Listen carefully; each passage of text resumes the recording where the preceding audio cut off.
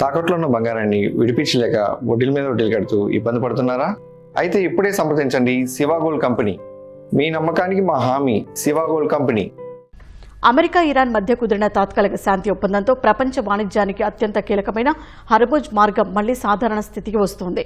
ఈ నేపథ్యంలో ఇరాన్ ప్రభుత్వం అంతర్జాతీయ సమాజానికి భారీ ఊరటనిచ్చే ప్రకటన చేసింది. హర్ముజ్ నుంచి వెళ్లే నౌకలపై రాబోయే 60 రోజుల పాటు ఎలాంటి టోల్ ఫీజు ఉండదని ఇరాన్ స్పష్టం చేసింది.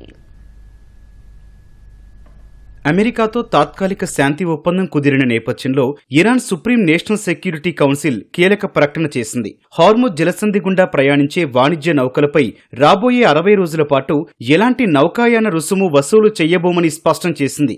ఈ 2 నెలల కాలానికి అయ్యే మొత్తం ఖర్చును ఇరాన్ ప్రభుత్వమే భరిస్తుందని ప్రకటించింది. ఈ ఉచిత ప్రయాణ సదుపాయాన్ని పొందాలనుకునే వాణిజ్య నౌకలు అవగాహన ఒప్పందంలోని ఆర్టికల్ 5 కింద పర్షియన్ గల్ఫ్ స్ట్రైట్ అథారిటీకి దరఖాస్తు చేసుకోవాల్సి ఉంటుందని ఇరాన్ స్పష్టం చేసింది. ఇదే క్రమంలో నౌకల రాకపోకలను వేగవంతం చేయాలని అక్కడి అధికారులు ఆదేశించారు. భద్రతా కారణాల దృష్ట్యా ఓడలు ఖచ్చితంగా కేటాయించిన మార్గాలు, నిర్ణీత సమయపాలనను పాటించాల్సి ఉంటుందన్నారు. హార్ముజ్ జలసంధిలో అమర్చిన సముద్రపు మైన్ల తొలగింపు ప్రక్రియ కూడా త్వరలోనే ప్రారంభం కానుందని ఇరాన్ తెలిపింది.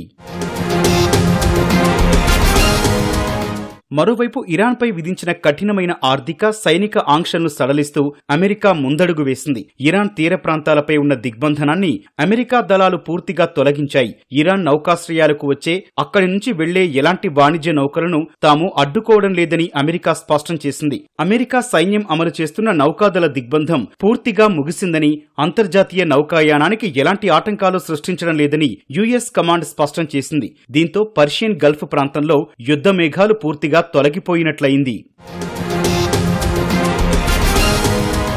యుద్ధం కారణంగా తీవ్రంగా నష్టపోయిన ఇరాక్, కువైట్ దేశాలు తమ చమురు ఉత్పత్తిని మళ్లీ యుద్ధానికి ముందున్న స్థాయికి పెంచేందుకు సమాయత్తమవుతున్నాయి. గల్ఫ్ రీజియన్లో ప్రధాన చమురు ఉత్పత్తిదారు అయిన కువైట్ రాబోయే వారం రోజుల్లోనే తమ ముడి చమురు ఉత్పత్తిని రోజుకు 20 లక్షల బ్యారెళ్లపైకి తీసుకెళ్లనున్నట్లు ప్రకటించింది. అమెరికా, ఇజ్రాయెల్ కూటమికి ఇరాన్కు మధ్య జరిగిన యుద్ధం వల్ల కువైట్ ఇంధన మౌలిక సదుపాయాలపై దాడులు జరిగాయి. దీంతో మార్చి నెలలో కువైట్ చమురు ఉత్పత్తిని భారీగా తగ్గించుకోవాల్సి వచ్చింది. ఇప్పుడు భద్రతా పరిస్థితులు మెరుగుపడటం, హార్ముజ్ జలసంధి తెరుచుకోవడంతో కువైట్ పెట్రోలియం కార్పొరేషన్ తాము విధించిన ఆకస్మిక సంక్షోభ ఆంక్షల నోటీసులను ఉపసంహరించుకుంది. దెబ్బతిన్న పైప్ లైన్ల మరమ్మతులు పూర్తి చేశామని, కస్టమర్లకు యథావిధిగా చమురు సరఫరా చేస్తామని ప్రకటించింది. అటు పొరుగు దేశమైన ఇరాక్ కూడా ఇదే జోరులో ఉంది.